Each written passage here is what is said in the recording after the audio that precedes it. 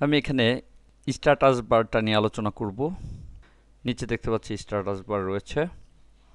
Status বারের তিনটা অংশ রয়েছে। প্রথম অংশ এখানে, দ্বিতীয় অংশে এটুকুন এবং তৃতীয় অংশে এটুকুন।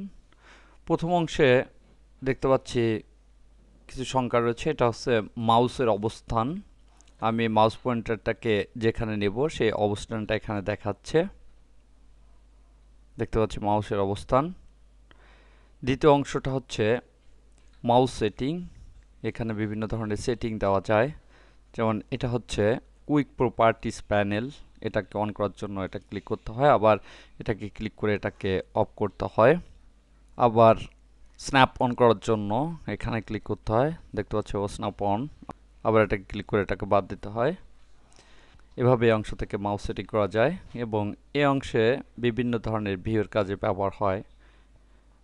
যেমন আমি লাস্টেরটায় যদি ক্লিক করি তাহলে দেখতে পাচ্ছি সব প্যানেলগুলো বাদ হয়ে গিয়েছে এখান থেকে এবং ট্যাবগুলো দেখা যাচ্ছে না, সবগুলো চলে গিয়েছে। এখানে ক্লিক করে স্ক্রিনটাকে বড় করা যায়, আবার ক্লিক করে এটাকে পূর্বের অবস্থায় নিয়ে আসা যায়। এভাবে এই স্ট্যাটাস বার থেকে তিনটা অংশের মাধ্যমে তিন ধরনের সেটিং করা যায় উইন্ডোটাকে।